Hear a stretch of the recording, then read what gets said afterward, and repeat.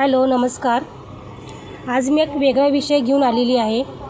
तो विषय आहे जात वैधता प्रमाणपत्र म्हणजेच कास्ट व्हॅलिडिटी सर्टिफिकेट। तर जात पडताळणी करणे आपल्याला आवश्यक आहे का? तो होय, जात पडताळणी करणे आवश्यक आहे, विशेष करून आरक्षित जागांसाठी।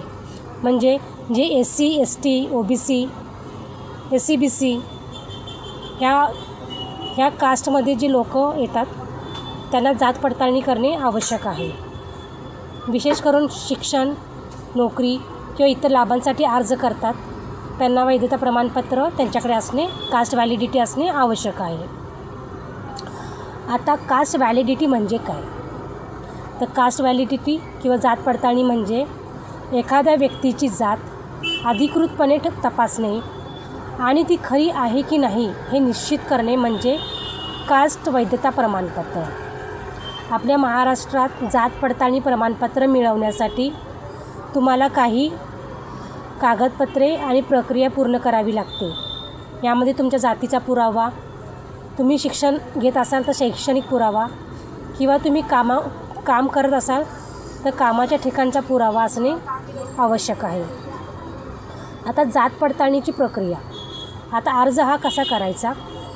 तर तुम्हाला तुमच्या जवळच्या म्हणजे तुम्ही ज्या जिल्ह्यामध्ये राहता किंवा तुमच्याकडे जे कास्ट सर्टिफिकेट ज्या जिल्ह्यामधलं आहे त्या जिल्ह्यामध्ये मधल्या समाज कल्याणच्या ऑफिसमध्ये किंवा जात पडताळणी समितीकडे जाऊन हा अर्ज करायचा आहे। हा अर्ज तुम्हाला पहिल्यांदा ऑनलाईन करायचा आहे, त्यानंतर ऑफलाईन तुम्हाला कागदपत्र जमा करायचे आहेत। या कागदपत्रासोबत तुम्हाला तुमच्या जातीचा पुरावा, तुमच्या शैक्षणिक पुरावा किंवा तुमचे काही इतर आवश्यक कागदपत्र असतील ते तुम्हाला जमा करावी लागतात। आता जात वैधता प्रमाणपत्र मिळवण्यासाठी काही वेळा वेळ लागू शकतो। तर तुम्हाला ॲडमिशन घ्यायच्या आधी 1 महिन्याआधी हा अर्ज करावा लागतो। त्यानंतर तुमच्या मेलवरती हा कास्ट व्हॅलिडिटीचं सर्टिफिकेट तुमच्या मेलवरती येतं।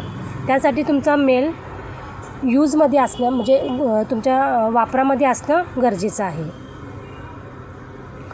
तर जात वैधता प्रमाणपत्र हे आरक्षित प्रवर्गातील व्यक्तींना शिक्षण, नोकरी आणि इतर शासकीय योजनांचा लाभ घेण्यासाठी आवश्यक आहे। जर तुमच्याकडे जातीचा पुरावा, ह्याच्यामध्ये जातीचा पुरावा तर गरजेचा आहे, पण तुम्ही कोणत्या कास्टमध्ये मोडता, तुम्ही SCमध्ये मोडत असाल, SC STमध्ये, तर तुम्हाला 50 वर्षाच्या आतमधला 49 46 ह्या वर्षामधला तुम्हाला पुरावा तुमच्याकडे असणे आवश्यक आहे। म्हणजेच तुमचे जर आजोबा 1949 1946 ह्या वर्षाच्या जन्मतारखेचे असतील तर त्यांचं स्कूलचं दाखला असणे गरजेचं आहे। जर तुमच्याकडे काहीच कागदपत्र नसतील तर तुमच्या शेतीची किंवा तुमच्या जागेची कागदपत्र, पण त्यामध्ये तुमच्या आजोबांचं किंवा तुमच्या पणजोबांचं नाव असणं आवश्यक आहे। म्हणजे तुम्ही OBCमध्ये जर मोडत असाल तर तुम्हाला 1949 किंवा 56 म्हणजे तुमच्या कास्टप्रमाणे तुम्हाला तुमचं डॉक्युमेंट्स असणे गरजेचं आहे। तर जर तुमच्या घरामध्ये कोणाचं व्हॅलिडिटी झालेलं असेल तर त्याचं व्हॅलिडिटीचं सर्टिफिकेट तुम्हाला लावणं गरजेचं आहे, म्हणजे त्या आधारे तुमचं व्हॅलिडिटी लवकरात लवकर होऊन जाते। तर माझी माहिती तुम्हाला कशी वाटली नक्की कमेंट करून सांगा। ह्याच्यामध्ये तुम्हाला अजून काही माहिती हवी असेल तर मला नक्की कमेंट करा, मी ह्याच्यामध्ये तुम्हाला अजून भरपूर सारी माहिती आणू शकते।